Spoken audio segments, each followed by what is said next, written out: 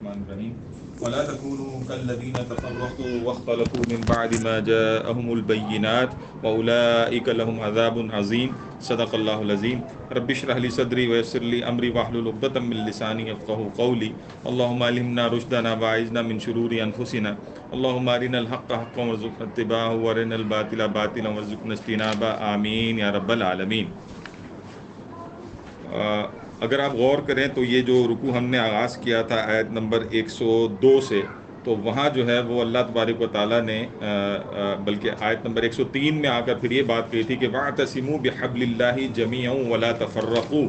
تو یہ اللہ تبارک و تعالیٰ نے یہ بات سمجھائی تھی کہ آپس میں جو ہے وہ باہم یعنی اللہ کی رسی کو مضبوطی سے تھام لو اور تفرقے میں نہ پڑو، ٹھیک ہے۔ یہاں اگرچہ کہ اہل ایمان سے خطاب تھا، لیکن یہ کہ پھر یہاں اب یہ جو آیت ہم پڑھ رہے ہیں آیت نمبر 105، اب اس میں بتایا جا رہا ہے کہ پچھلی جو قوم ہے یعنی یہود ہیں، نصارہ ہیں، تو انہوں نے جب یہ کام کیا تو کیا معاملہ ہوا، اور پھر ایک عبرت ناک انجام جو ان کا ہوا، تو اسی سے عبرت مسلمانوں کو بھی دلائی جا رہی ہے۔ وہ کس طرح سے، پہلے ترجمہ دیکھ لیتے ہیں۔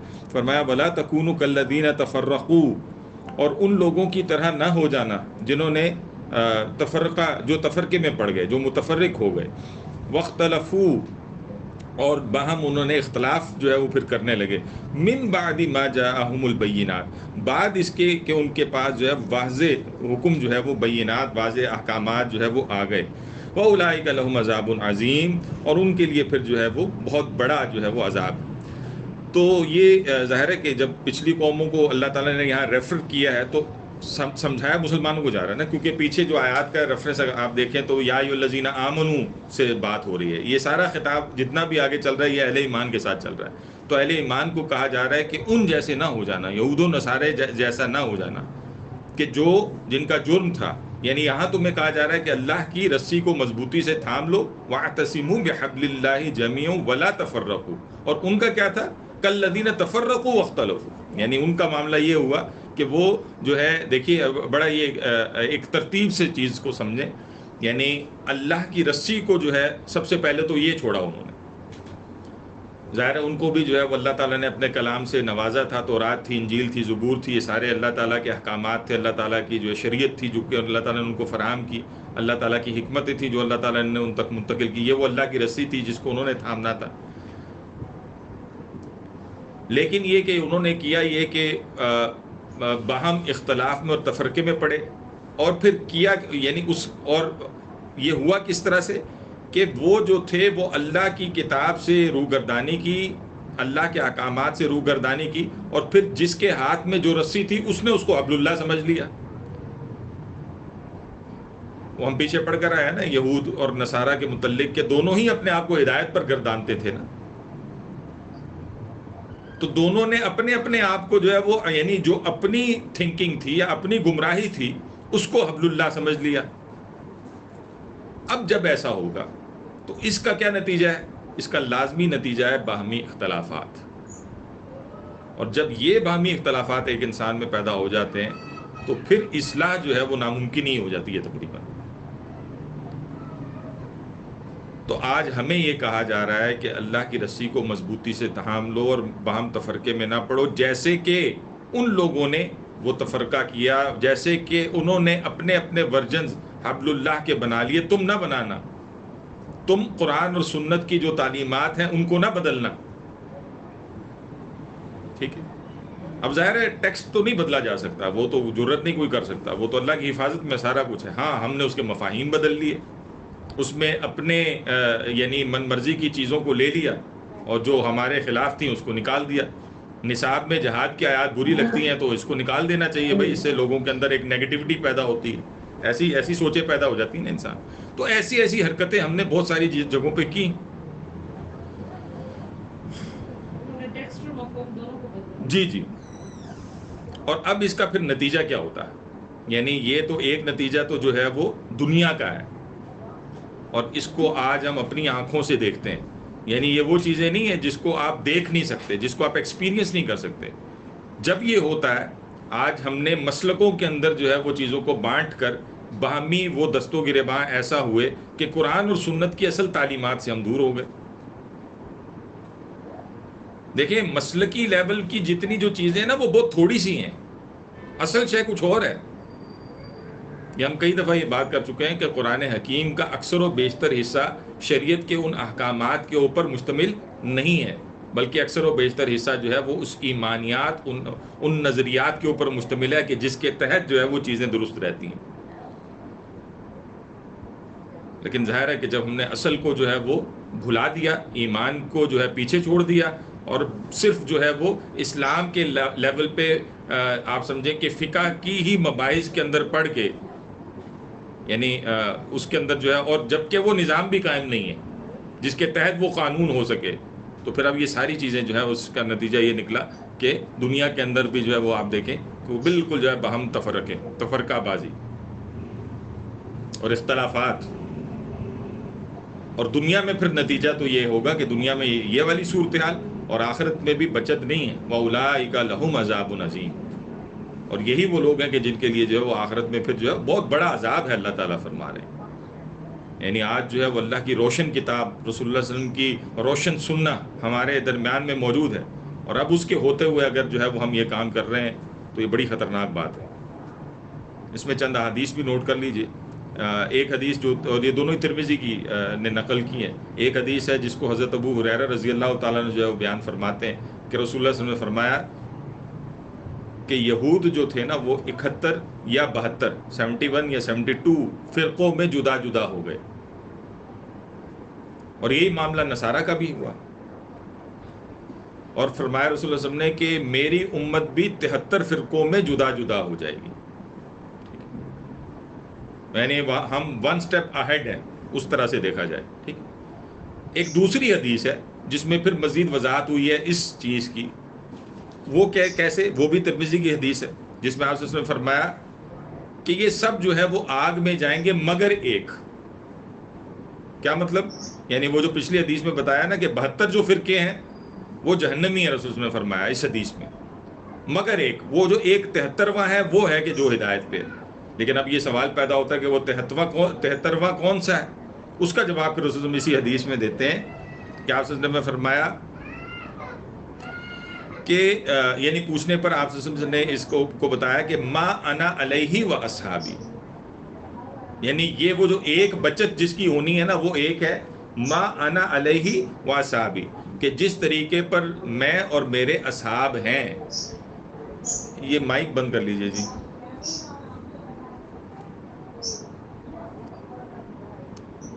تو یہ بات ہے، یعنی جو رسول اللہ صلی اللہ علیہ وسلم کی سنت پر اور اس طریقے پر ہے بس اسی کی بچت ہے،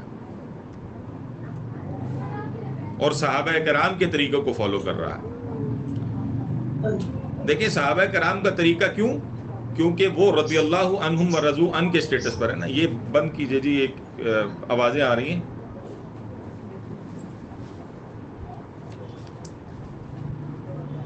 آپ اپنا مائک بند کر لیں.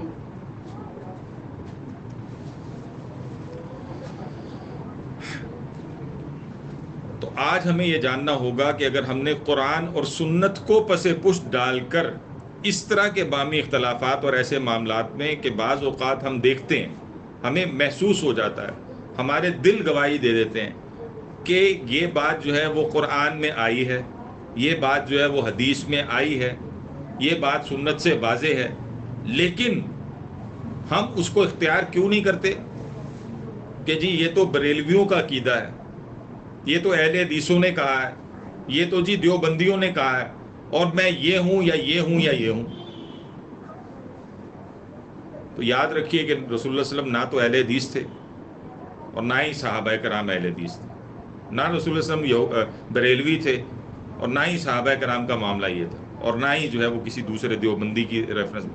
ٹھیک ہے، ایک انڈرسٹینڈنگ کے لیے اسکول آف تھاٹ اور دلائل کی بنیاد پر جتنی کچھ باتیں ہیں اور باہمی اس قسم کا اختلاف جو کہ ایک علمی اختلاف ہوتا ہے اس میں مسئلہ نہیں ہے، اور اس میں راجع یا مرجوح کی بات آ جاتی ہے. یا جتنے بھی آپ تقریباً اختلافات دیکھتے ہیں زیادہ تر تو اس میں سے وہ ہیں جو کہ آپ اس کو دیکھتے ہیں کہ مستحب کے اوپر زیادہ معاملات ہوتے ہیں، یعنی یہ کرنا زیادہ بہتر ہے.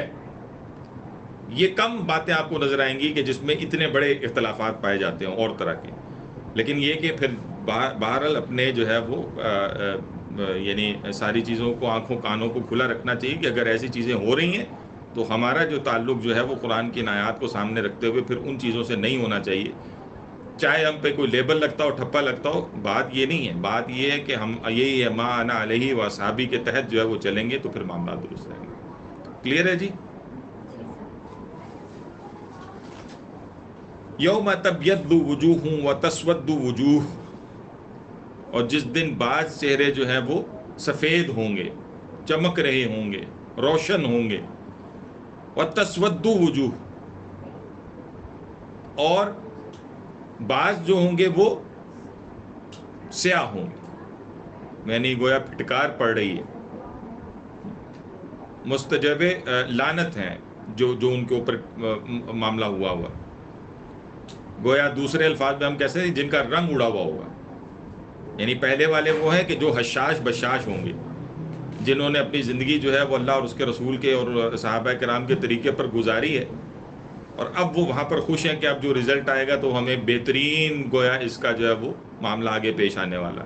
اور دوسرے وہ ہیں کہ جنہوں نے اس کو بلائے بیٹھے تھے اور معاملات کرتے رہے، وہ اس دن جو ہے جب حقائق سامنے آئیں گے تو چہرے سے آؤں.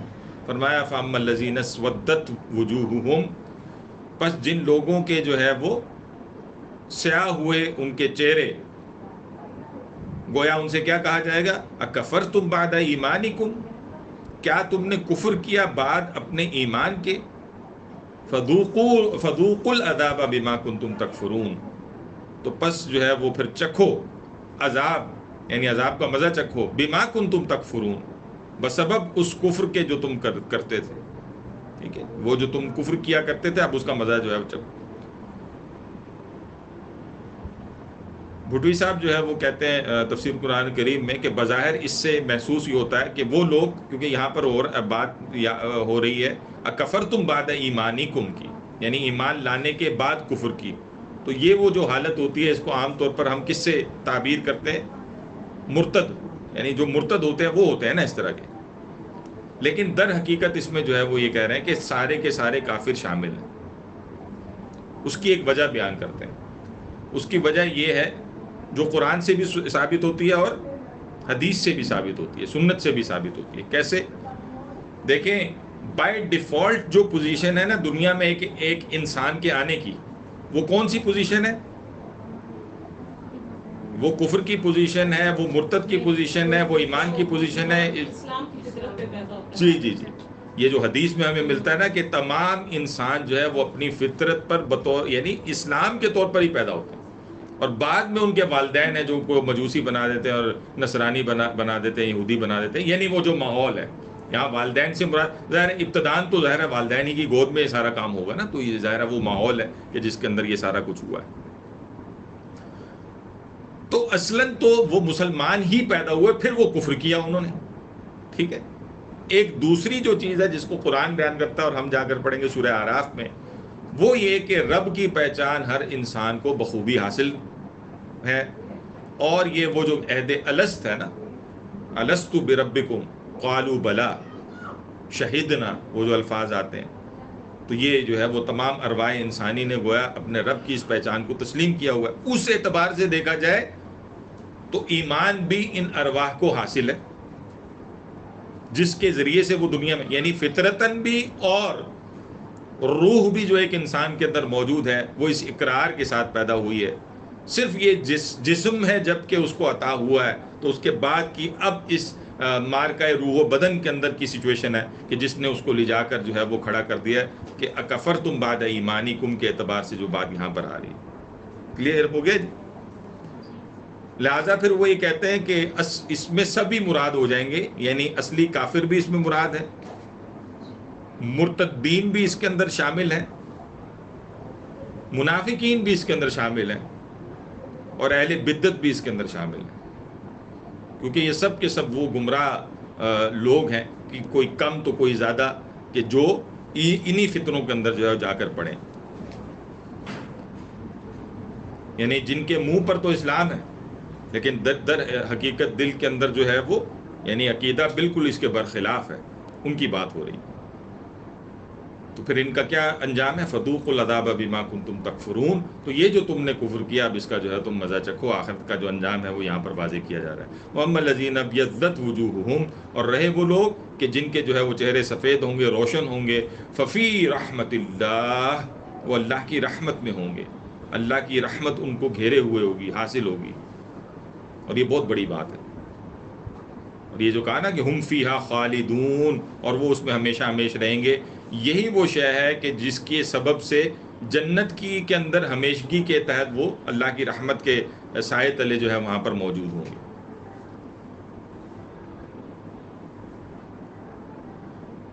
وہ ایک حدیث بھی ہے نا جس میں رسول اللہ صلی اللہ علیہ وسلم نے فرمایا کہ کوئی شخص بھی محض اپنے عمل کی بنیاد پر آخرت میں کامیاب نہیں ہو سکتا یہاں تک کہ اللہ کی رحمت اس کو گھیر نہ لے. تو کسی نے پھر سوال کیا کہ آپ کے ساتھ بھی یہی معاملہ ہے؟ رسول نے فرمایا ہاں میرے ساتھ بھی یہی معاملہ ہے. یعنی یہ مجھے بھی نہیں تم کہہ سکتے کہ صرف میرا جو عمل ہے وہ کافی ہوگا، بلکہ اللہ کی رحمت ہوگی تو ایک انسان جو ہے وہ آخرت میں جو ہے کامیاب ہو سکتا ہے اور جنت میں داخل ہو سکتا ہے. تو بہت بڑی چیز ہے، بہت ہی بڑی چیز ہے. جب رسول اللہ صلی اللہ علیہ وسلم کو اس سے استثناء حاصل نہیں ہے تو آپ اور میں کس کھیت کی مولی؟ یعنی پھر تو بالکل ہی کوئی ایسی صورتحال ممکن نہیں ہے. اور ظاہر سی بات ہے کہ اب جب یہ بات اللہ تعالیٰ نے یہاں پر جو کی ہے تو ان میں ساری وہ صفات پائی جاتی ہے نا. یعنی کس کے چہرے جو ہے اس دن سفید ہوں گے؟ وہی واعتصموا بحبل اللہ جمیعا ولا تفرقوا کی جن کے اندر صفات ہوں گی. وہی کہ جو باہم جن کا معاملہ ہمیں پیچھے نظر آیا کہ وہ جو کہا نا وَلْتَكُن مِّنكُمْ أُمَّةٌ يَدْعُونَ إِلَى الْخَيْرِ وَيَأْمُرُونَ بِالْمَعْرُوفِ وَيَنْهَوْنَ عَنِ الْمُنكَرِ. ٹھیک ہے، تو یہی وہ لوگ ہیں نا. یعنی اگر ہم پورے سلسلے کلام کو پیچھے سے دیکھتے چلے آ رہے ہیں تو یہ وہ لوگ ہیں کہ جن کے اوپر جو ہے وہ اللہ تعالیٰ کی رحمتیں ہوں گی. تو کچھ کرنے سے ہوتی ہیں، ایسا نہیں ہے کہ ایک مسلمان جو ہے وہ محض مسلمانوں میں شامل ہو گیا تو وہ اللہ کی رحمت کا سزاوار ہوگا، ایسا نہیں. ہاں ٹھیک ہے، اس رحمت کا ایسا اظہار تو ایک وقت میں مسلمان ہو جانے سے بھی ہو جاتا ہے، لیکن وہ بڑا خطرناک مسئلہ ہے. وہ وہی ہے کہ پتہ نہیں سینکڑوں سال، اربوں سال، خربوں جو بھی جتنا بھی وقت گزار کے ایک مسلمان بالآخر جنت میں چلا جائے وہ بھی رحمت ہی اللہ کی جس کے سبب سے ہو جائے گا. لیکن بہرحال یہ بڑی جسارت کی بات ہے کہ ایک انسان ایسا سوچے کہ ٹھیک ہے جی جل جلا کے پہنچ تو جائیں گی. تو اصل کامیابی یہ ہے کہ پہلے والے کے اندر پہلی دفعہ میں ہی ایک انسان جو ہے وہ پہلی جست میں وہ جو ہے وہ جنت کے لیے کوالیفائی کر جائے. اللہ تعالیٰ سے دعا ہے کہ اللہ تعالیٰ ہمیں ایسے لوگوں میں شامل فرمائے. آمین. فرمایا تلک آیات اللہ، یہ ہے اللہ کی آیات، نتلوہا علیک بالحق، تو ہم تلاوت کرتے ہیں، پڑھتے ہیں ان آیات کو، علیک آپ پر، بالحق حق کے ساتھ. یعنی ٹھیک وہی باتیں ہیں جو اللہ کی طرف سے نازل ہو رہی ہیں. وَمَا اللَّهُ يُرِيدُ ظُلْمًا لِلْعَالَمِينَ، اور اللہ تو ارادہ نہیں رکھتا کسی بھی قسم کے ظلم کا جہان والوں پر. کیونکہ اگر اللہ کا ظلم کا ارادہ ہوتا، معاذ اللہ ثم معاذ اللہ، تو پھر اتنی زیادہ تفصیلات اور اتنا سب کچھ بتانے کی ضرورت ہی نہیں تھی. انسان بھٹکتا پھرتا، خود ہی اپنی عقل شریف سے کام لیتا. فطرت میں تو رکھی دی تھی چیز، پھر اسی فطرت پر ہی صرف اکاؤنٹیبلٹی ہو جاتی تو ہو سکتی ہے، کوئی مسئلہ نہیں ہے. لیکن یہ جو سارے پاپڑ بیلے گئے، یہ جو رسولوں کا ایک سلسلہ جاری کیا اللہ تعالیٰ نے، یہ جو اللہ نے اپنا کلام نازل کیا، یہ جو تمہارے اندر پھر انہوں نے چل کے دکھایا ہدایت پر کہ کیسے چلا جاتا ہے، اس کو واضح کیا. اور اپنی آیات کو بھی اللہ تعالیٰ نے یہاں بھی جیسے کھول کر بیان کیا. تو اللہ نہیں چاہتا ظلم انسان پر، بلکہ ہوتا یہی ہے کہ ایک انسان اپنے اوپر ظلم خود کرتا ہے، خود وہ رستہ پکڑ لیتا ہے. اور جب وہ رستہ پکڑ لیتا ہے، غلط رستے پر چل پڑتا ہے، تو پھر ظاہر ہے دنیا اور آخرت کی سزا جو ہے وہ پھر بھگتنا جو ہے وہ تو پھر معاملہ ہو جاتا ہے. کلیئر ہے جی؟ اور فرمایا وَلِلَّهِ مَا فِي السَّمَاوَاتِ وَمَا فِي الْأَرْضِ، اور اللہ ہی کے لیے جو کچھ آسمانوں میں اور زمین میں ہے. وَإِلَى اللَّهِ تُرْجَعُ الْأُمُورُ، اور اللہ ہی کی طرف تمام امور کا لوٹنا ہے. نیکی کرو گے اللہ کی طرف لوٹے گی، اللہ تعالیٰ تمہیں جزا دے گا. جیسے پیچھے بیان ہوا اپنی رحمت کے سایوں کے اندر جگہ دیتے ہوئے تمہیں جو ہے جنت میں داخلہ دے گا اور تم سے راضی ہو جائے گا. اور اگر برائی پہ چلتے رہو گے تو وہ لوٹے گی وہ بھی اللہ ہی کی طرف، اور لوٹ کر پھر اللہ تعالیٰ اس کا فیصلہ کر دے گا. دنیا میں غفلت میں پڑے ہو یا دنیا میں نافرمانی میں پڑے ہو، یہ ساری چیزیں تمہیں وہاں کچھ کام آنے والی نہیں ہیں. وہ جو ہے وہ باریک بین بھی ہے، وہ چیزوں کو جو ہے وہ ہر ایک کو جانتا بھی ہے. تو اللہ کی طرف وہ لوٹنے والی چیزیں ہیں جس کے ذریعے سے تمہارا انجام جو ہے وہ پھر اللہ تعالیٰ کھڑا کر دے گا. ہم دیکھتے ہیں کہ قرآن حکیم میں اکثر و بیشتر یہ جو اہم مباحث جتنے بھی ہوتے ہیں اس کے آخر پہ تقریباً آپ کو اسی قسم کی آیات ملیں گی، آیت ملے گی، جیسے یہ ہے وَلِلَّهِ مَا فِي السَّمَاوَاتِ وَمَا فِي الْأَرْضِ وَإِلَى اللَّهِ تُرْجَعُ الْأُمُورُ۔ تو آپ اس کو کنکلوڈنگ آیت ریمارکس بھی کہہ سکتے ہیں، جو کہ اہم آیات کے بعد پھر جو ہے وہ اللہ تبارک و تعالیٰ اس طرح سے بیان کرتے ہیں۔ فرمایا کنتم خیر امت اخرجت للناس، تم بہترین امت ہو جو کہ نکالے گئے ہو لوگوں کے لیے، یعنی بھیجے گئے، جو بھیجے گئے، یعنی وہ تم امت ہو جو کہ بھیجی گئی ہے لوگوں کے لیے، لوگوں کے واسطے۔ تأمرون بالمعروف، اور پھر وہ امت کرتی کیا ہے؟ جو لوگوں کے لیے نکالے گئی ان کو نیکی کا حکم دیتی ہے، تم اچھے کاموں کا یعنی حکم دیتے ہو، وَتَنْهَوْنَ عَنِ الْمُنْكَرِ، اور تم باز رکھتے ہو، منع کرتے ہو، کس سے؟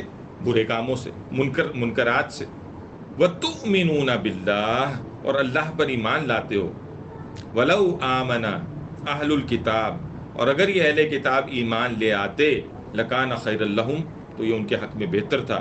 مِنْهُمُ الْمُؤْمِنُونَ، ان میں سے وہ بھی ہیں جو ایمان والے ہیں، وَأَكْثَرُهُمُ الْفَاسِقُونَ، لیکن اکثر کا معاملہ کیا ہے کہ وہ فاسق ہے۔ یہ ہے آیت جس کو ڈاکٹر صاحب بیان القرآن میں کہتے ہیں کہ امت مسلمہ کی غرض تاسیس، کیوں امت کو برپا کیا اللہ تعالیٰ نے، اپنی یہ جو امت بنائی اللہ تعالیٰ نے، اس سے چاہا کیا اللہ تعالیٰ نے، اس کا مقصد کیا ہے، جس کو آج جو ہے وہ، یعنی یہ دوسری بات ہے کہ جیسے آج ہم بھولے بیٹھے ہیں، آج ہم یہ بھی بھولے بیٹھے ہیں کہ شاید ہم کوئی امت ہیں۔ امت وطن نہیں ہوتی، امت سب سے پہلے پاکستان نہیں ہوتی۔ امت کا تصور یہ ہے کہ جتنے بھی اسلامی ممالک جہاں جہاں مسلمان ہیں، وہ سب کے سب مسلمان، چاہے وہ ایک ہوں چاہے وہ کروڑ ہوں، وہ سب اس امت کا، اس ملت کا جو ہے وہ آپ کہہ لیجئے کہ حصہ ہے۔ اور ان سب کا مقصد اللہ تعالیٰ نے قرار دیا ہے، اور وہ یہ مقصد ہے جو کہ اس آیت کے اندر بیان ہو رہا ہے۔ یہ دوسری بات ہے کہ آج امت جو ہے سوئی پڑی ہے، اپنا مقصد جو ہے وہ بھول چکی ہے۔ تو اب کرنے کا کام کیا ہے کہ جو جاگیں وہ دوسروں کو جگائیں، جاگو اور جگاؤ، ٹھیک ہے۔ اور اس کے لیے جو کانسیپٹ یہاں پر دیا جا رہا ہے وہ کیا ہے؟ کنتم خیر امت اخرجت للناس، ٹھیک ہے، تم بہترین امت ہو جو لوگوں کے لیے بھیجی، یعنی اب تمہارے یہ امہ ودن امہ، ایک امت وہ ہے جو سوئی ہوئی ہے اور تم جاگ گئے ہو، تو اب تم جاگ کر جو ہے گویا یہ کام کرو۔ اور کیا کام کرنے؟ 3 کام ہیں جن کا جو ہے وہ یہاں پر ذکر مل رہا ہے۔ ایک یہ ہے کہ نیکی کا حکم دینا، دوسرا یہ ہے کہ برائی سے روکنا، اور تیسرا یہ ہے کہ اللہ پر ویسا ایمان لانا جیسے کہ اللہ پر ایمان لایا جاتا ہے۔ اسی بات کو ہم نے ایک اور دوسرے انداز میں پڑھا تھا نا، وہ جب ہم نے پڑھا تھا سورہ بقرہ، وہاں آیت نمبر 143 کے اندر، وَكَذَلِكَ جَعَلْنَاكُمْ أُمَّةً وَسَطًا لِتَكُونُوا شُهَدَاءَ عَلَى النَّاسِ وَيَكُونَ الرَّسُولُ عَلَيْكُمْ شَهِيدًا۔ اور اسی طرح ہم نے یہ جو امت جو ہے وہ بنائی ہے، وَكَذَلِكَ جَعَلْنَاكُمْ أُمَّةً وَسَطًا، اسی طرح ہم نے تمہیں بنایا ہے امت وسط، لِتَكُونُوا شُهَدَاءَ عَلَى النَّاسِ، تاکہ تم جو ہے وہ گواہ ہو جاؤ تمام انسانوں پر۔ اس امت کا کام کیا ہے؟ تمام انسانیت پر گواہ ہو جانا۔ وَتَكُونُوا شُهَدَاءَ عَلَى النَّاسِ وَيَكُونَ الرَّسُولُ عَلَيْكُمْ شَهِيدًا، اور رسول جو ہے وہ تمہارے اوپر پھر گواہ ہے۔ یہ ویسے یہ جو اللہ کا صیغہ یہاں پر استعمال ہو رہا ہے، خلافی کے معنی میں استعمال ہو رہا ہے، پیچھے بھی آگے بھی، یعنی تم بھی تمام انسانوں کے خلاف گویا گواہی دینے کے قابل ہو جاؤ، اور وہ رسول تمہارے اوپر تمہارے خلاف۔ اور خلاف کا مطلب یہی ہے کہ یعنی اگر تم اس رستے پر چل رہے ہو تو ٹھیک ہے، تمہاری گردن اس دن چھوٹ جائے گی، لیکن اگر نہیں چل رہے تو رسول تو یہ کہہ دیں گے کہ ہم نے تو ان تک پہنچا دیا تھا۔ یہی کام امت کا بھی ہے کہ ہم اپنی گردن آخرت میں تب چھڑا پائیں گے جب ہم اس پرائمری ریسپانسبلٹی کو ادا کریں گے، تو ہم آخرت میں اللہ کے سامنے یہ بات رکھ سکتے ہیں کہ اللہ ہم نے اپنا کام کیا، اب کوئی نہیں مانتا تو یہ تو پھر یہ اس کی بات، لیکن کجا یہ کہ ہم یہ کام ہی نہ کریں۔ تو اگر ہم کام نہیں کر رہے تو پھر تو بیڑا غرق، پھر تو ہم دوسری طرف کھڑے ہوئے ہیں، پھر تو لازماً خسارے ہی کی سائڈ پر جو ہے وہ ہمارا کھڑا ہونا ہے۔ گویا اس میں یہ تصور بھی دیا جا رہا ہے کہ یہ جو کہا نا کنتم خیر امت اخرجت للناس، تم بہترین امت ہو جو کہ لوگوں کے لیے نکالی گئی ہو، یعنی دنیا میں جو قومیں ہیں وہ اپنی ترقی، اپنی بہتری، اپنی بہبود، اپنی فلاح، وہ اس کے لیے جو ہے وہ کام کرتی ہیں، لیکن تم کون ہو؟ تم اپنی حیثیت پہچانو۔ Who are you؟ تم وہ ہو جو کہ اصل میں دوسروں کے لیے نکالے گئے۔ وہ جو کہا تھا نا کہ ہم تو جیتے ہیں دنیا میں تیرا نام رہے، کہیں ممکن ہے کہ ساقی نہ رہے جام رہے. تو مسلمانوں کی زندگی کا، آپ کی اور میری زندگی کا مقصد کیا ہے؟ صرف ایک مقصد ہے، یہ اصل مقصد ہے. اس کے لیے ہم پیدا کیے گئے، کھانے پینے اور صرف معاملات کے لیے پیدا نہیں کیے گئے. بلکہ کل ہی ہم ایک جگہ مذاکرہ کر رہے تھے تو اس میں قرآن کے تو اور بھی حصے ہم پڑھیں گے، سورہ اعراف میں جا کر بھی یہ مضمون کھلے گا کہ قرآن نے تو اس بات کی وضاحت کی ہے کہ جو صرف کھانے پینے اور جس کی زندگی کا مقصد ہی کوئی نہیں ہے، تو پھر وہ شخص تو وہ ہے جس کو قرآن جو ہے وہ ذالک اولئک کالانعام بل ہم اضل سے تعبیر کرتا ہے کہ وہ تو پھر حیوانوں کی مانند ہے، بلکہ اس سے بھی بدتر ہے. تو اگر ہم اس طرح کی خدا نہ خواستہ زندگی ہے کہ جس میں کوئی یعنی آپ سمجھیں کوئی مشن ہی نہیں ہے، کوئی مقصد ہی نہیں ہے، صبح ایسے اٹھے جیسے کوئی جانور اٹھتا ہے اور ایسے سوئے جیسے جانور سوتا ہے، یعنی کوئی فکر ہی نہیں ہے، زندگی ایسے گزر رہی ہے جس کو ڈاکٹر صاحب ایک جگہ پہ کہتے ہیں کہ گویا زندگی جو ہے وہ زندگی نہیں گزارتے، گویا زندگی ان کو گزار رہی ہے. ٹھیک ہے، تو یہ اگر ہے تو ایسا انسان تو پھر حیوان سے بھی بدتر ہے، قرآن اس کو قرار دیتا ہے. لیکن اگر زندگی کا کوئی مقصد ہے تو وہ مقصد کیا ہے؟ بحیثیت امت، اور پھر یہ کہ اس کے امتی ہونے کے سبب سے جو ہمارے اوپر ایک ایک کے اوپر لازم جس چیز کو اللہ تعالیٰ نے قرار دیا ہے وہ یہ ہے کہ زیادہ سے زیادہ لوگوں کو ہدایت کی طرف بلاتے چلے جانا اور لوگوں کو جہنم سے بچانے کی فکر کرنا. اسی کو ہم نے سورہ تحریم میں پڑھا تھا نا، یا ایھا الذین آمنوا قوا انفسکم واہلیکم نارا، یعنی اس کا آغاز تو یہی ہے کہ اپنے آپ کو بچاؤ اور اپنے گھر والوں کو بچاؤ جہنم کی آگ سے. سٹارٹ یہاں سے ہوگا، لیکن پھر اس کے بعد اس کو آگے سے آگے بڑھاتا چلا جائے انسان. ظاہر ہے پھر اس کے دائرہ کار فرق ہو جائیں گے، مردوں کا دائرہ کار فرق ہو جائے گا اس میں اور خواتین کا دائرہ کار فرق ہو جائے گا. مردوں کے لیے تو باہر کی ذمہ داری بھی آ جائے گی اور لوگ بھی آ جائیں گے، سارا کچھ ہو جائے گا. خواتین کا یہ ہے کہ ان کا باہر ایک لمیٹڈ سرکل ہے، اس کے اندر جو ہے انہوں نے کام کرنا ہے. تو اس طرح سے ہے. تو اب ہم خود جائزہ لے لیں کہ کیا ہم یہ کام کر رہے ہیں. اگر نہیں کر رہے تو پھر خطرناک بات ہے. اور پھر یہ اس کے اگلے حصے میں فرمایا ولو آمنا اہل الکتاب، اور اگر اہل ایمان جو ہے وہ ایمان لے آتے لکان خیر لہم، تو یہ ان کے لیے پھر بہتر ہوتا ہے. اس میں دو طرح کی کیٹیگریز ہیں. ایک تو یہ ہے کہ یہود و نصارہ میں سے ظاہر ہے کچھ لوگ جو تھے وہ ایمان لے آئے تھے، وہ ان میں سے بہتر تھے جو ایمان ظاہر ہے لے آئے، یا یہ کہ وہ جن کے اندر پوٹینشلی ایمان موجود تھا اور پھر اللہ کو معلوم تھا ایک وقت میں پھر وہ ایمان لے آئے. ٹھیک ہے، تو یہ دونوں ہی مراد ہو سکتے ہیں.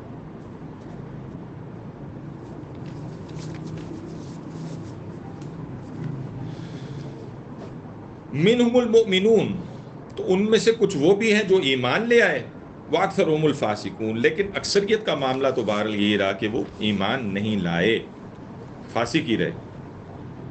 یہ آپ دیکھیں گے قرآن حکیم کے بہت سارے مقامات اس بات کی وضاحت کرتے ہیں کہ انسانوں کی عظیم اکثریت بہرحال اس کا معاملہ جو ہے وہ حق اور ہدایت کی طرف نہیں ہوتا. اکثریت جو ہوتی ہے نا، اکثریت، اس کا مسئلہ یہی ہے. اقلیت ہی ہوتی ہے کہ جو بہرحال ایک کسی نظریے کے ساتھ کھڑے ہو کر اس کے لیے پھر کام کر کے اپنے.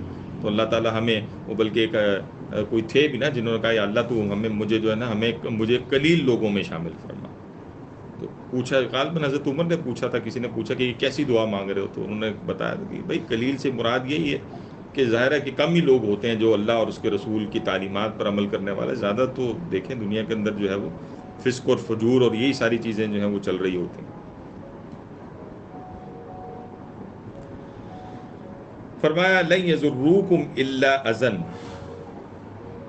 اور ہرگز نہیں وہ ضرر پہنچا سکتے یعنی بگاڑ سکتے تمہارا کچھ بھی، الا اذن، مگر یہ کہ تھوڑا سا، یعنی تھوڑا سا ستانا.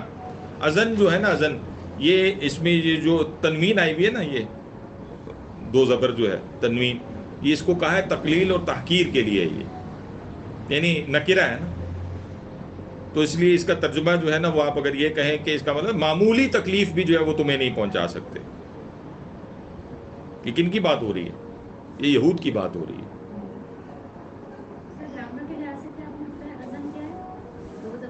یہ اصل میں نکرہ ہے نا، تو یہ جو تنوین اس کی تقلیل یعنی قلت کو اور تحقیر کو ظاہر کرتی ہے نا.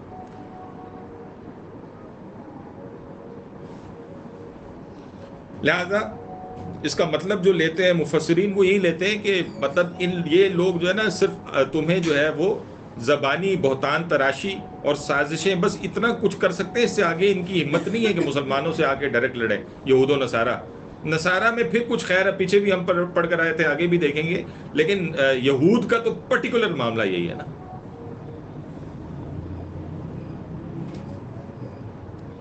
اور فرمایا وَإِن يُقَاتِلُوكُمْ، اور اگر وہ تم سے لڑیں گے، يُوَلُّوكُمُ الْأَدْبَارَ، تو وہ پھر پیٹھ دکھائیں گے، یعنی وہ سٹے نہیں کر سکتے، بہت جلدی جو گویا ہوا مار جائیں گے، ثُمَّ لَا يُنصَرُونَ، اور پھر ان کی مدد نہیں ہوگی۔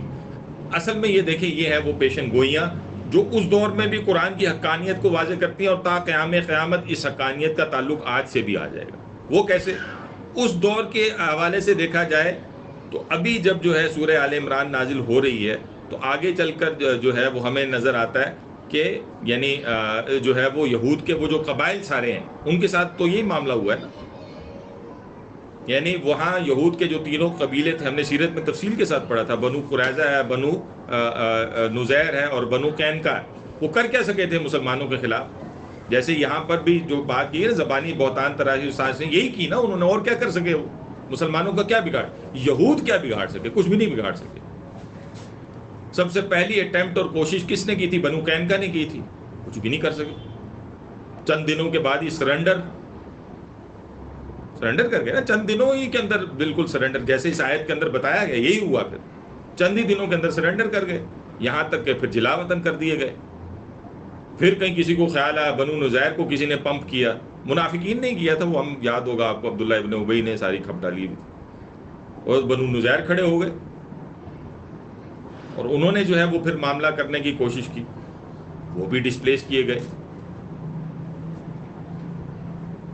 اور تیسرا کیا تھا؟ بنو قریظہ، ان کا تو پھر بالکل ہی بیڑا غرق ہوا نا، وہ آپ کو یاد ہوگا کہ وہ احزاب سے ریلیٹڈ ہے، وہاں جا کر انہوں نے جب بے وفائی کی اور پھر جو ہے وہ جا کر جب ساتھ دیا ہے تمام ان گروہوں کا جو کہ دوسری طرف اہل باطل کے کھڑے تھے، تو پھر انجام کیا ہوا تھا؟ 700 کے قریب آتا ہے کہ جو ان کے مرد سارے جنگ کے جو قابل تھے سارے کے سارے جو ہے ان کو ذبح کیا گیا تھا مدینے کی گلیوں میں، اور جو ان کی عورتیں بچے غلام لونڈیاں بنا لیے گئے، اور یہ سارے معاملات کچھ نہیں بگاڑ سکے، وہاں پہ بھی کچھ نہیں بگاڑ سکے، اہل ایمان کا کچھ نہیں بگاڑ سکے۔ یہی تھے پھر جو کچھ بچے کچے بنو نذیر کے آگے پیچھے کے، وہ خیبر میں جا کے آباد تھے، تو سن 7 میں جو ہے وہ غزوہ خیبر ہوا، وہاں بھی دیکھ لیجئے کہ کیا ہوا۔ ہر جگہ آپ کو ان کی، یعنی آپ دیکھیں جہاں سامنے سے لڑنے کی بات آتی تھی وہ کچھ بھی نہیں تھے، وہ بس صرف۔ اور آج بھی یہ پیشن گوئی ایسی ہی ہے۔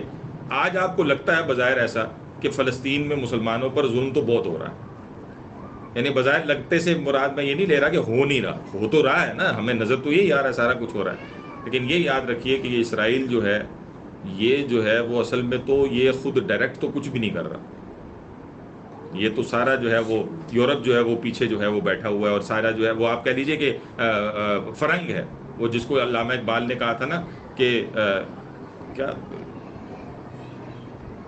فرنگ کی رگے جا پنجہ یہود میں ہے، ٹھیک ہے، تو وہ تو یہودیوں نے ان کو قابو میں کیا ہوا ہے، تو یہ ہے مسئلہ، اور وہ ساتھ دے رہے ہیں۔ آج بھی آپ دیکھیں، یعنی ڈاکٹر صاحب نے تو خیر پچھلے وقت کا لکھا کہ جب جو ہے وہ خلیج کی جنگ ہوئی تھی، ٹھیک ہے، وہ 90s میں آپ کو یاد ہوگا، تو اس میں تو جو ہے وہ وہاں پر ان کے ایک کمانڈر ان چیف نے جو ہے وہ کہہ بھی دیا تھا کہ اصل میں تو یہ ہم اسرائیل کے تحفظ کے لیے ہم نے عراق کے اندر جو ہے جنگ لڑی، یہ ایران عراق کی جو جنگ ہوئی تھی نا، کویت کی بلکہ اس میں شامل ہوا تھا، کویت کے ساتھ مل کے جو ہے وہ اتحادی فوجوں نے جب یہ کام کیا تھا تو پھر اس کے اندر یہ ہوا تھا۔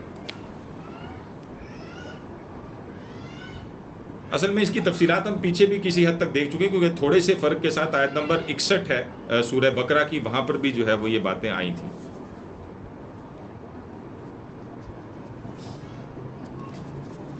اور یہ پھر پیشن گوئی اتنی زبردست ہے نا کہ جو قرآن یہاں پر بیان کرتا ہے کہ وہ جو ہے یولکم الادبار کے اعتبار سے، اور ثم لا ینصرون، پھر وہ مدد نہیں دیے جائیں گے، تو ان یہودیوں کا بھی بڑا پکا انتظام ہونا ہے، کیونکہ وہ حدیث میں آتا ہے۔ آج جو فلسطین اور بیت المقدس میں ہو رہا ہے اس پر قیاس نہ کریں، آج وہ قابض بھی ہیں، وہ ظلم بھی کر رہے ہیں، سارا کچھ بھی کر رہے ہیں، لیکن ایک وقت وہ بھی آئے گا جس کو مسلم میں کتاب الفتن کے اندر حدیث مروی ہے، اور رسول اللہ صلی اللہ علیہ وسلم نے اس بات کی وضاحت کی ہے کہ ایک وقت وہ ہوگا کہ مسلمانوں کے ہاتھوں جو ہے یہ یہود کے جو ہے وہ یعنی خاتمہ ہونا ہے، اور اس میں پھر کیا ہوگا؟ یعنی وہاں تو بے جان چیزیں بھی بول پڑیں گی. وہ پتھر کے پیچھے چھپیں گے، درخت کے پیچھے چھپے ہوں گے، اس کے پیچھے چھپا ہوگا تو وہ پتھر ہی بول پڑے گا، وہ درخت ہی بول پڑے گا.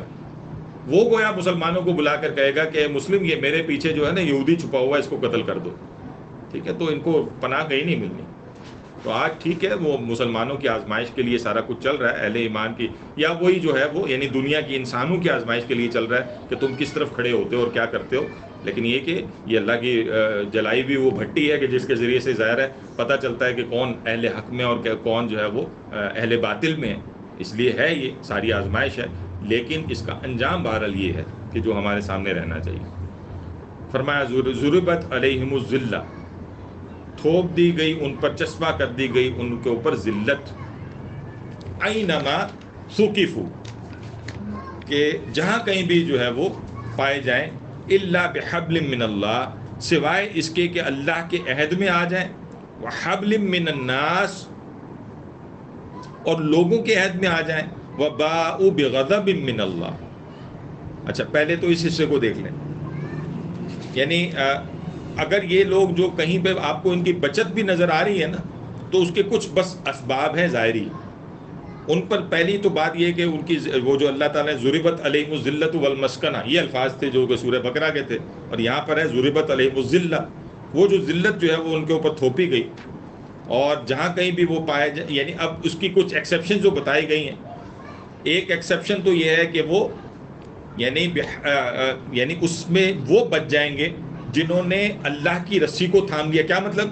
یعنی اب ان میں سے جو ایمان لے آئیں ان کی تو بچت ہو جائے گی،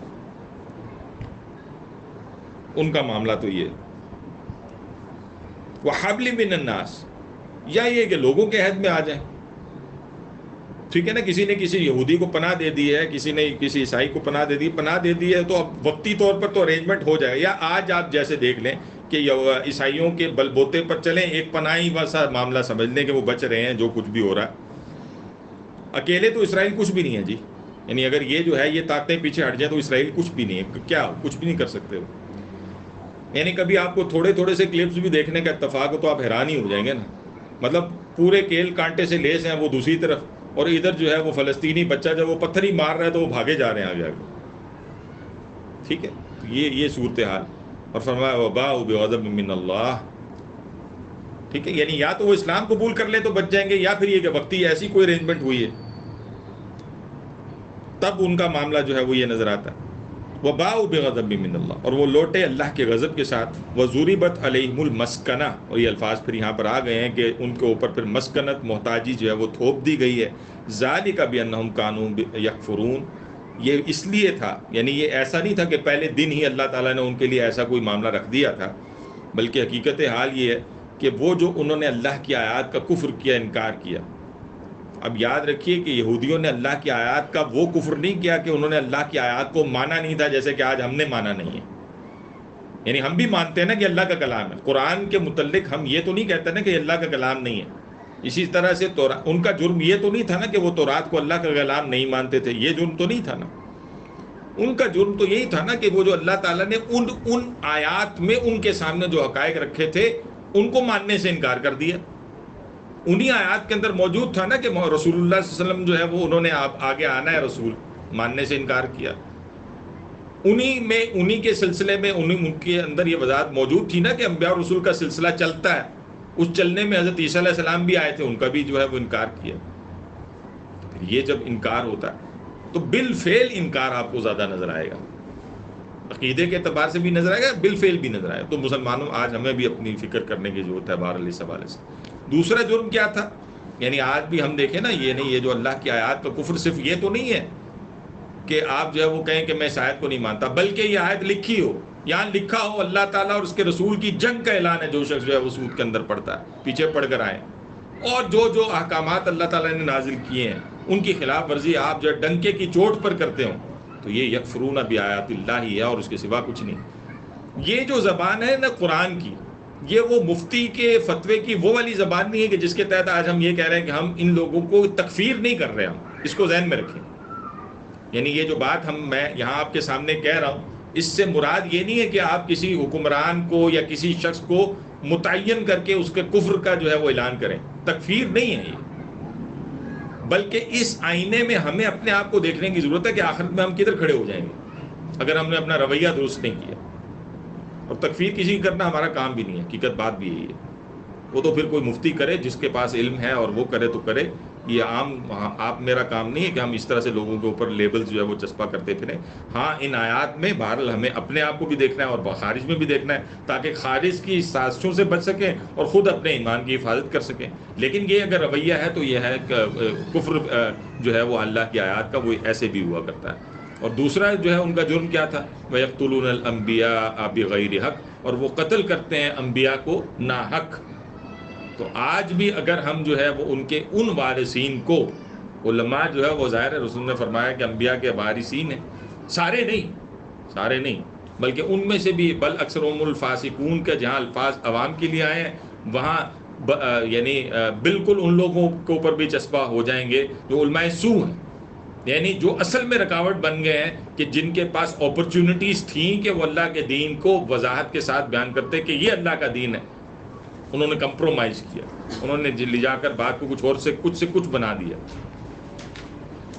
لیکن ایک وہ ہیں کہ جو کلمہ حق کو بیان کرتے ہوئے پھر آپ نے ان کو قتل کر دیا، ناحق وہ مارے گئے. تو یہ وہ پھر جرم ہے کہ یہ جرم بھی جو ہے وہ ضربت علیہم الذلۃ والمسکنہ ہی کا سبب بنتا ہے. اور آج آپ مسلمانوں پر جو ہے بحثیت مجموعی یہ ضربت علیہم الذلۃ والمسکنہ کی جو کیفیت دیکھتے ہیں وہ اس کی بنیادی وجہ ہی ہے. اگرچہ کہ انشاءاللہ وہ جو 73واں فرقہ جیسے یہاں پر بات ہوئی ہے کہ اس میں چونکہ مسلمانوں میں جب جو کوئی بھی، اچھا اس سے کوئی خاص جماعت مراد نہیں ہے، اس سے کوئی خاص مسلک مراد نہیں ہے، اس سے کوئی خاص گروہ مراد وہ نہیں ہے. یہ کہیں بھی ہو سکتا ہے نا، کوئی بھی ہو سکتا ہے، کوئی بھی فرد ایسا ہو سکتا ہے جو ما انا علیہ و اصحابی کے تحت کوئی 2 ادھر کام کر رہے ہوں، 4 ادھر کام کر رہے ہوں، کوئی ایک ہو، کوئی اس طرح، یعنی یہ ایسے ہے. ذالک بما عصوا، اگرچہ کہ یہ ایک علیحدہ بات ہے کہ پھر وہ جمعیت چاہیے کہ وہ مل کے پھر جو ہے اس باطل نظام کے خلاف کھڑے ہو کے کام کرے، وہ ایک علیحدہ بات. ذالک بما عصوا، اور یہ اس لیے تھا کہ انہوں نے نافرمانی کی، وکانوا یعتدون، اور وہ پھر حد سے تجاوز کر کے حد سے بڑھ گئے. اللہ تعالیٰ نے جو حدود مقرر کی تھی، اللہ نے جیسے قرآن کو اور سنت کو ہمارے سامنے رکھا تھا اور جیسے ان کے سامنے تورات تھی اور زبور تھی، اس سے نکل کر پھر وہ حد سے بڑھے اور نافرمانی انہوں نے اللہ کی. لیسوا سواء، اور نہیں ہے برابر، من اہل الکتاب، اہل کتاب میں سے، امت قائمہ، ایک امت، ایک جماعت جو کہ یعنی قائم ہے، سیدھی راہ پر قائم ہے. یعنی سارے اہل کتاب بھی برابر نہیں ہیں، اس بات کی وضاحت کی گئی. یعنی ان میں بھی وہ ہیں جو کہ یعنی سیدھی راہ پر قائم ہے. یہاں تو ویسے ترجمے میں انہوں نے بریکٹ میں سیدھی راہ لکھ دیا، ابھی میں آپ کو اس کی تفسیر کے اعتبار سے بھی کچھ چیز بتا دیتا ہوں انشاءاللہ. کہا یتلون آیات اللہ، اور اب ان کی کوالٹی کیا ہے، یہ تلاوت کرتے ہیں اللہ کی آیات کی، آناء اللیل، رات کے اوقات میں، وہم یسجدون، اس حال میں کہ وہ سجدہ کرتے ہیں. گویا اللہ کی جناب میں عجز ہے، انکساری ہے، گرے ہوئے ہیں، سر ٹیکا ہوا ہے، اور گویا اللہ کے سامنے جو ہے وہ گویا رات کے اوقات میں، اب تنہائی میں گویا ان کی تنہائیاں بھی اللہ ہی کے ساتھ بسر ہوتی ہیں. تو یہ بھی ہیں، ٹھیک ہے. یہ رسول اللہ صلی اللہ علیہ وسلم کے دور میں جب ہم اٹھا کر دیکھتے ہیں تو عیسائیوں میں تو خیر کافی اس طرح کے لوگ تھے. یعنی وہ آپ کہہ لیجئے کہ عیسائی راہب جو تھے نا، ان کے اندر پھر بھی کثیر تعداد ان کی تھی کہ جن کے اندر یہی کردار جو یہاں پر ملتا ہے پایا جاتا. وہ حضرت سلمان فارسی آپ کو یاد ہے، وہ ایسے ہی تو نہیں پہنچ گئے تھے نا رسول اللہ علیہ وسلم تک، اور وہ کسی ایک راہب کے ذریعے سے بھی نہیں پہنچے تھے، وہ تو مختلف راہبوں کے ذریعے سے بہرحال پہنچے تھے نا مدینہ. تو وہ اہل خیر ہی تھے نا، وہ راہب جنہوں نے گائیڈ کرتے کراتے ان کو وہاں تک پہنچا دیا. اتنی ریلائزیشن تو بہرحال ان میں تھی نا کہ جو ابھی ہم پیچھے پڑھ کر آئے ہیں، وہ جو شروع کی یعنی آیات میں ہم نے دیکھا تھا، وہ جو ایک وہاں پر ہم نے دیکھا تھا کہ جب مباہلے کی ان کو دعوت دی ہے تو وہ سینہ تان کے یہود کی طرح نہیں کھڑے ہو گئے، بلکہ انہوں نے فوراً ریلائز کیا کہ اگر اب ہم نے جا کے اس سے آگے کام کیا تو ہم پہچان چکے ہیں کہ یہ اللہ کے رسول ہیں. مان نہیں رہے، یہ علیحدہ بات ہے، لیکن اگر ان کے سامنے آن فرنٹ جا کے کھڑے ہوں گے تو پھر ہم بیڑا گرک ہی ہوگا ہمارا.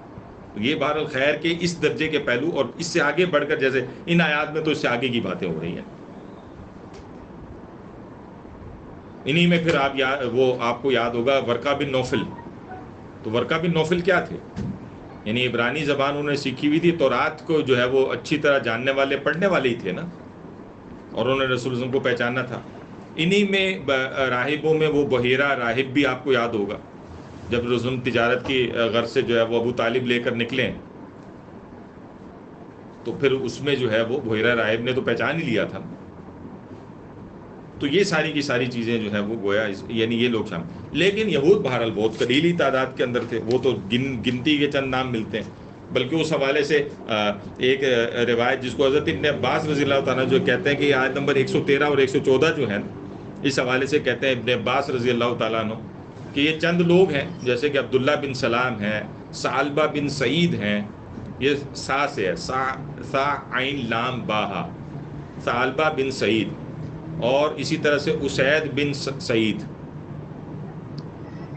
الف سین یا دال، اسید بن سعید، پھر اسد بن عبید رضی اللہ تعالی عنہم اجمعین، یہ وہ سارے لوگ ہیں، یعنی چند یہ جو لوگ ہیں، اور ان کے ساتھ وہ کہتے ہیں ابن عباس کے کچھ دوسرے لوگ تھے جو ایمان لائے اور پھر اسلام میں جو ہے یعنی رغبت بھی رکھی اور اس پہ پکے بھی ہو گئے پھر وہ، اور جن کے متعلق پھر یہودی جو مولوی تھے یا جو ان کے جو علماء تھے، علماء سو، ان کا کہنا یہ تھا، اور ان کے جو بے ایمان لوگ تھے ان کا کہنا یہ تھا کہ محمد کے پیچھے تو معاذ اللہ صلی اللہ علیہ وسلم یہ ہمارے جو ہے نا برے لوگ ہی لگے ہیں، ورنہ اگر یہ واقعی کوئی سچے اور اچھے لوگ ہوتے تو یہ آباء و اجداد کے دین کو تو نہ چھوڑتے، یعنی یہ جو انہوں نے یہ جو جرم کیا ہے تو یہ ہمارے کوئی اچھے لوگ نہیں ہیں۔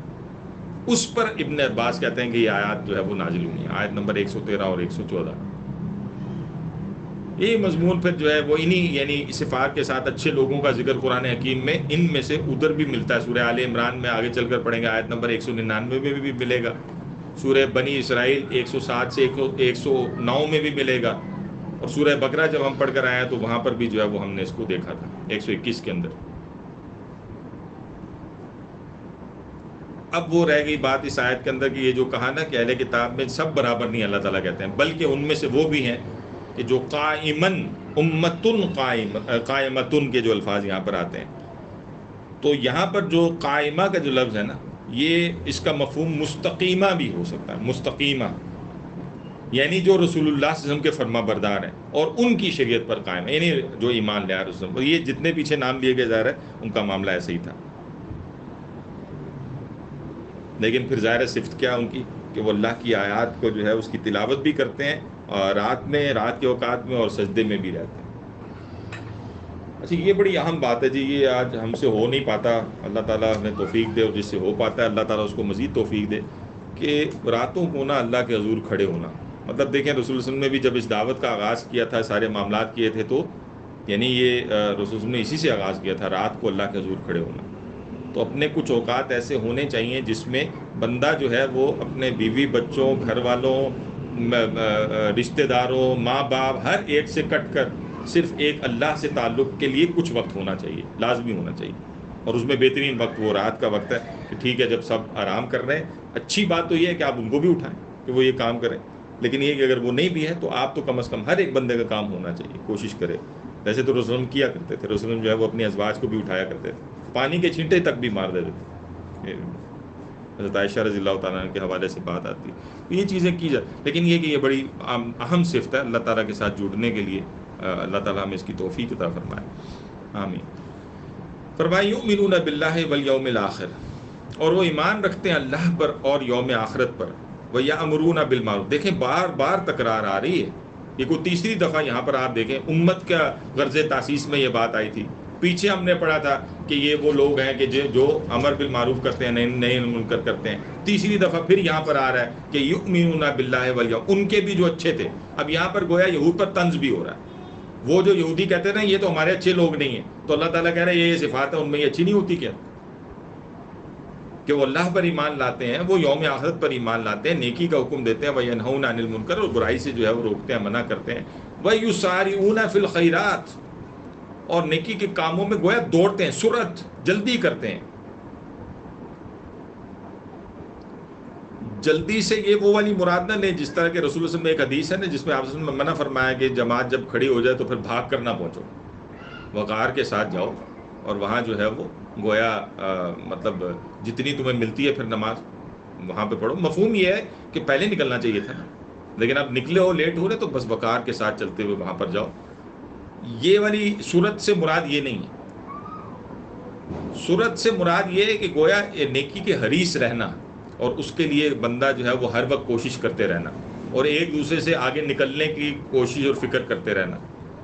مطلب اس کی بڑی خوبصورت مثالیں موجود ہیں نا, جیسے کہ حضرت ابوبکر رضی اللہ تعالیٰ سے ایک کمپٹیشن کی فضا جو تھی, جیسے حضرت ابوبکر سے ہمیشہ کمپیٹ کرنے کی کوشش کی نا حضرت عمر رضی اللہ تعالیٰ نے. مطلب ایک وقت میں تو پھر بہرحال انہوں نے جو ہے وہ یہاں تک بھی کہا کہ ایک رات اگر مجھے مل جائے حضرت عمر کی, حضرت ابوبکر کی, اور ایک دن مل جائے, وہ سیرت میں ہم نے پڑھا تھا, تو عمر کی ساری جو ہے وہ نیکیاں جو ہے وہ دینے کو تیار ہے ابوبکر.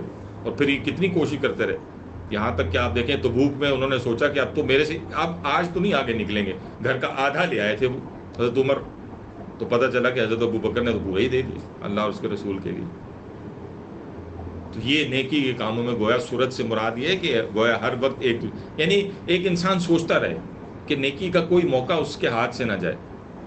ویسے کبھی ہم غور کریں کہ ہماری زندگیوں میں ان چیزوں کا کتنا دخل ہے, یعنی شعوری طور پر کبھی ہم سوچتے ہوں کہ ہم کیسے نیکیاں کر سکتے ہیں, اس کی پلاننگ ہم نے کبھی کی ہو کہ ہم جو ہے وہ ایسے بھی تو نیکی کر سکتے ہیں. اللہ تعالیٰ ہمیں اس کی توفیق دے کہ ہم ایسا کریں, کیونکہ یہ دیکھیں یہ آیات بڑی واضح ہیں کہ ایسا ہونا چاہیے. وَأُولَٰئِکَ مِنَ الصَّالِحِینَ, اور یہی وہ لوگ ہیں جو کہ صالحین میں سے, جن کو تم صالحین سمجھتے ہو نا کہ جو آباء و اجداد کے دین پر تمہارے ساتھ چل رہے ہیں اور تم نے اس کو دلیل بنا لیا, وہ نہیں ہے. ان کے اندر یہ صفات نہیں پائی جاتی. یہ صفات وہ ہیں کہ جو ظاہر سی بات ہے کہ جنہوں نے جو نیکی کا حکم دیتے ہیں, برائی سے روکتے ہیں, اللہ پر ایمان, یوم آخرت پر ایمان.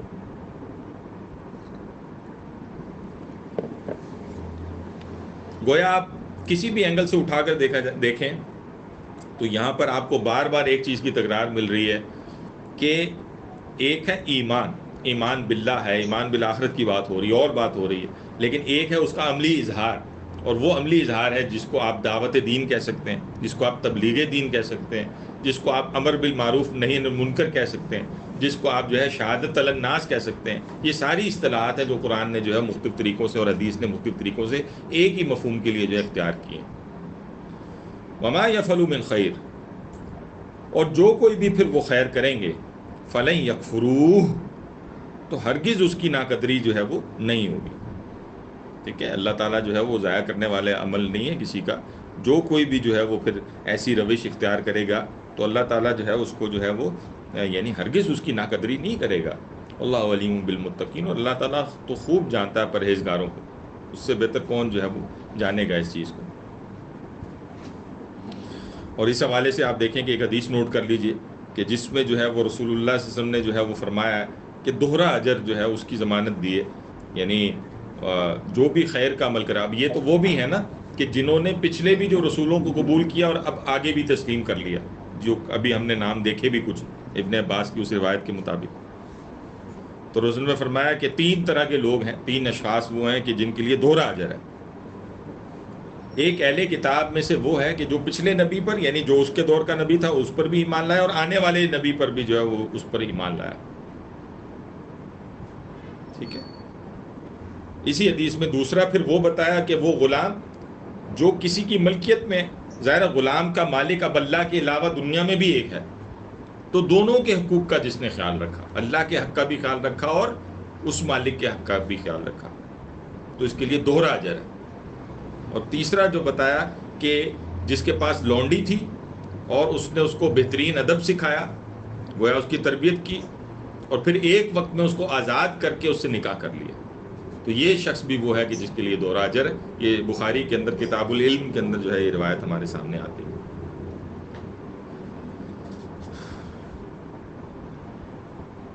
بس یہیں تک رکیں گے جی آج ہم. کوئی سوال ہے تو کر لیجیے.